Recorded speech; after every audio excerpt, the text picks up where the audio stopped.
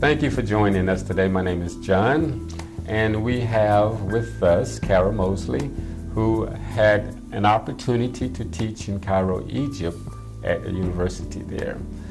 She has been there for an extended period of time and have visited Alexandria and Luxor, which we will also get into. But right now we want to thank Kara Mosley for joining us. Thank you. Thank you for having me here. Yes, you look quite wonderful. I love your bracelet. Is this a bracelet from the mother from Egypt? Yes. Okay. Speaking of your bracelet, as a matter of fact, she brought me a gift, which I am wearing. This is a jalabia that's handcrafted in Egypt, and also some jewelry to adorn my neck.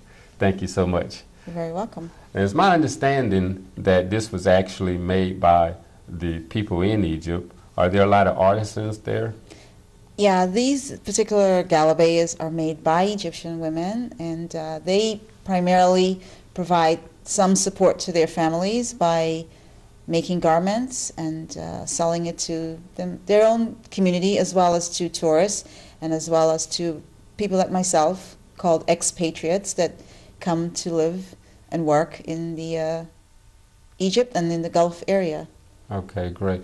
Now, I understand that throughout the conversation, you go to the marketplace in order to shop for your goods. How is that like? How is it different than here in America?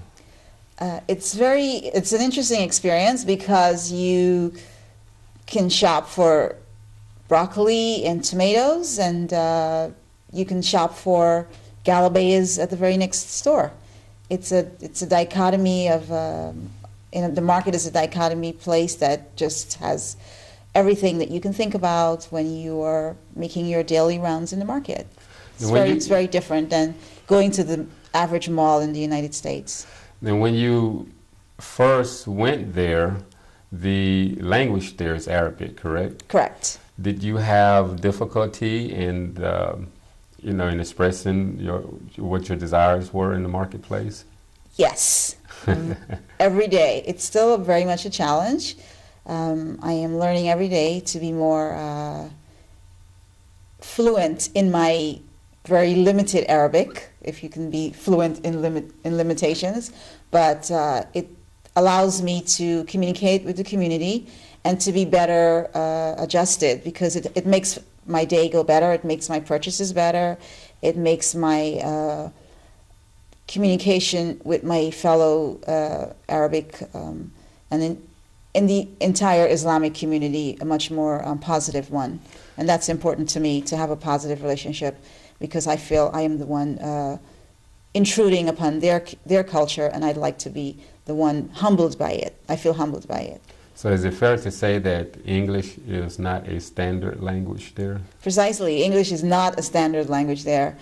Even though in my work experiences I teach English, I still have as soon as I leave my classroom, my colleagues are speaking to me in Arabic, my students revert back to Arabic.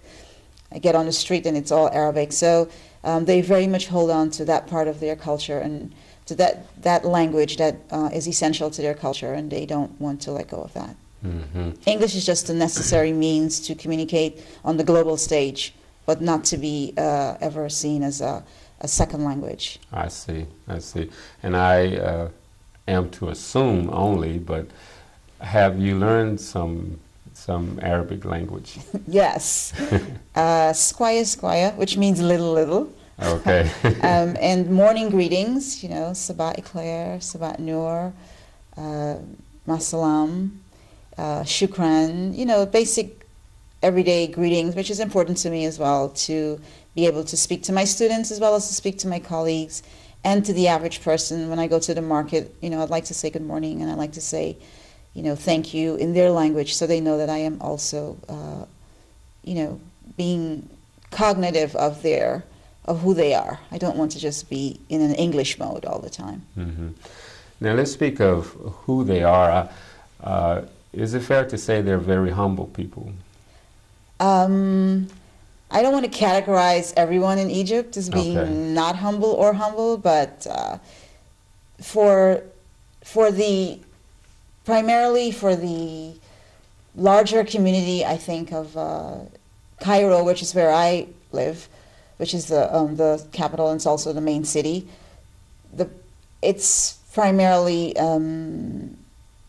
everyone is it's just a very, very busy atmosphere, and everyone is trying to do whatever it is they have to do, and so humility may take a back step sometimes. But I suppose if you're Egyptian, you see yourself as any American may see themselves as being humble, but they definitely think that in some respects they're humbled by who they are, what they've contributed to the world, and where exactly they fit in this global community. Now, I would like to share with the audience something that's very different in terms of America, and that is your form of an alarm clock. How is it that you wake up every day? Share with the audience. Oh, okay. Well, that's a very interesting question, but I think you're referring to, if I can recollect from my discussions with you about my experiences in Cairo, is through the first call of prayer of the day.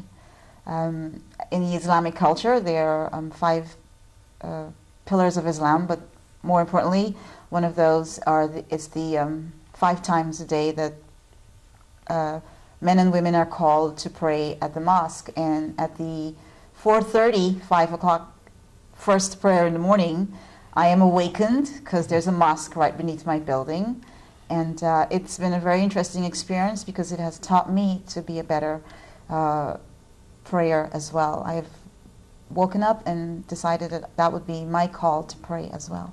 So at 5 o'clock in the morning, there's someone that, how is the call done? Is it through a person, or is it through intercoms? Just kind of help us understand, how is this call signal out to the masses throughout Cairo? The call to prayer, from my understanding and from being there for a lengthy period of time now, is that the imam goes to the mosque, or I think a lot of them reside there, and they get to the very top of the mosque and they make this very extended, loud call, and it is by an intercom system, so it is very loud. And in Cairo, you can find a mosque on every other street, so you can imagine being awakened by a thunderous roar of calls at 5 in the morning, and you just can't miss it. I have gotten accustomed where I've slept through some of them, but for the most part, they're very audible, and it's become a very part of my my hearing and my consciousness of where I am. I see. And there's 5 different calls each day, so... Without a doubt. I can miss a meal, but there's no call to prayer that is missed. Okay. On various occasions, I've noticed that, I'll share one experience with you specifically. One of my students invited me to have dinner with their parents. They were a very traditional Islamic family, and I was very honored to be there.